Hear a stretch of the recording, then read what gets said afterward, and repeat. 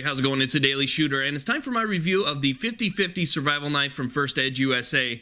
This is a knife that was developed in conjunction with the Navy SEALs, and it has been in development for a long time. Well, it's finally available to the public, and I'm going to go ahead and put it through some paces today, and we'll see how well it holds up. We'll do some stabbing, some cutting, and we'll do some edge tests with it as well.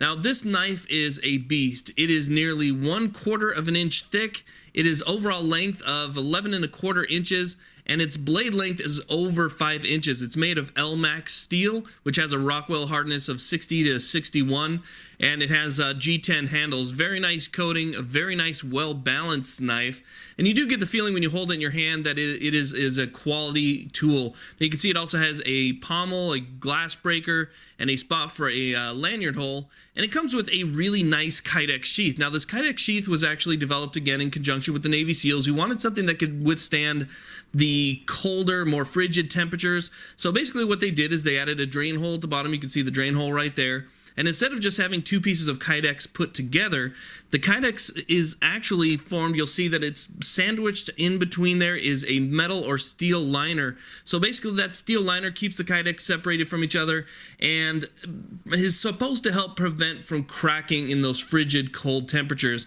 So that's one way that they got around that. Now, Kydex is really good at withstanding heat and different temperatures, but still, it needed a little bit of refinement, so that's something that they did. Now, another thing I like about the Kydex sheath is that you can use it just as the sheath and lash it to your gear. You don't have to use the belt loops. You can just take that belt loop off, and it has a really nice retention. So, really good high-quality sheath and high-quality knife. We're going to go ahead and test that out real quick. Now, I've got this old table out back, and I use it a lot in my shooting videos because it's made of extremely hard, dense wood. So I'm going to use this kind of as my test platform today, and the first thing we're going to do is check and see how well the tip holds up to stabbing and to prying and just moving it around in this dense wood. I want to make sure that that tip is not going to break off. Now, this is a very thick survival knife, so you do get that feeling that, you know, nothing's going to happen. But it's good to put it through the test just to make sure. Now, remember, a knife is not a pry bar. It's not intended to be a pry bar. But if you're talking about something being a survival knife, you may have to use it in conditions where you weren't really expecting to use it for that particular purpose. And one of those things could be prying. So you really want to make sure that if something says it's a survival knife, you can use it to survive in any condition, whatever the case might be. So just putting this into the table, moving it around, seeing how the coating holds up, seeing how the edge holds up. It's doing well so far. It's going right through that wood. Extremely, extremely sharp blade.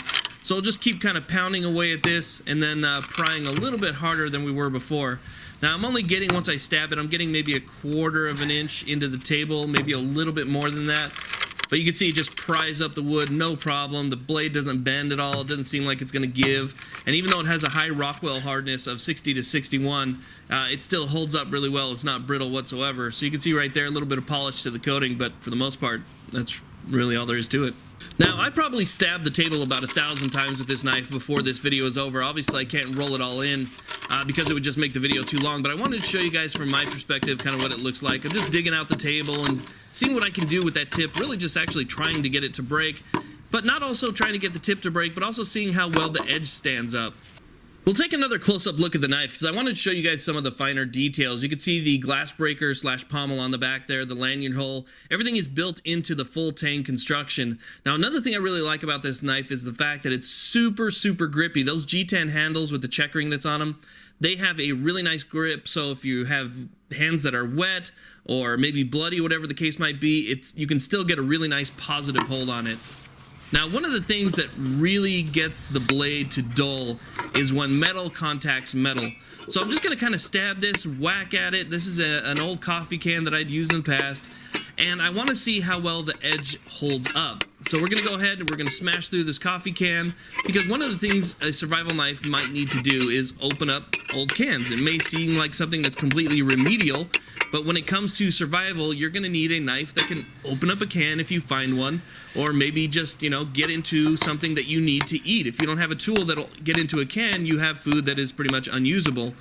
Now, smashing this against the can may seem like, okay, a little bit, you know, unnecessary, but I want to test how fast this blade is going to dull. So we're smashing through the can, kind of doing a little bit of cutting with it, and just really kind of putting it all up there against the blade. Now, I was really surprised that this blade actually cuts the can open from the side without stabbing it. I mean, you could literally cut this can in half with the blade. So it's really thick, really strong, and that fine, ultra fine edge going up this aluminum, even when I kind of saw at it, it does end up staying extremely sharp. I was really surprised. No nicks, dings, or anything like that in the cutting edge of this blade.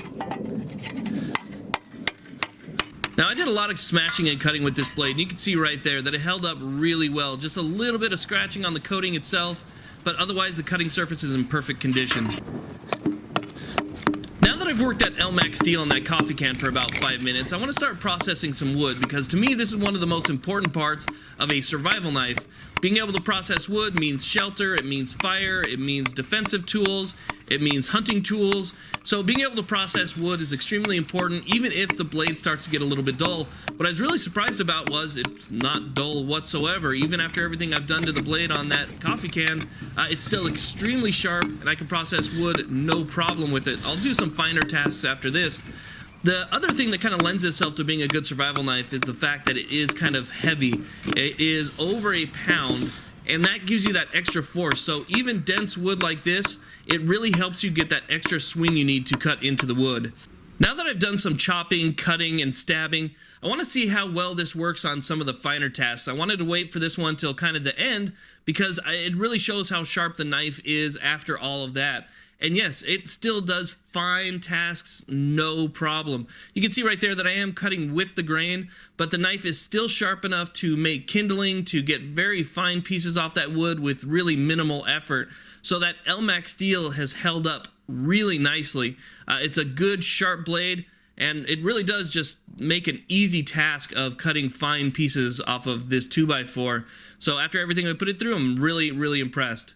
Now, I'll go ahead and we'll stab this board a little bit more. I just want to get some extra work on that tip. So maybe if the table wasn't right, we'll try digging into this 2x4 a little bit more with that tip. See if we can get it to break or at least wear down. Because right now it's still really sharp at the tip and the edge is still nice. So I'll just kind of work on this piece of wood. Just keep stabbing it, keep digging at it. Maybe, you need to make a cup or whatever the case might be. This is something that you might do. So just stabbing at this 2x4, it's not doing absolutely anything. This knife is just indestructible. Very impressed so far. Now let's take a closer look at this knife after I put it through its paces on and off camera. I've actually been testing out this knife for the past couple weeks. I took it out with me to the Mojave Desert a couple times. I've done some standard around the house tasks just to see how it held up. And then obviously the stuff that you guys saw here on camera, which is really highly edited because I wanted to keep the video somewhat short. But I have done a lot of work with this knife and it's really held up well. So the 50/50 survival knife from First Edge USA, definitely a recommend as far as survival knife goes. Just remember size and weight constraints. It is a little bit heavy and it's large, but when you're talking about survival knives, this is something you're going to definitely want to have on your side when you're out there in the middle of nowhere. You're doing something where you need something you're going to trust. So definitely check it out. I'll put a link in the description. Thank you all very much for watching. Please like, subscribe, and have a great day.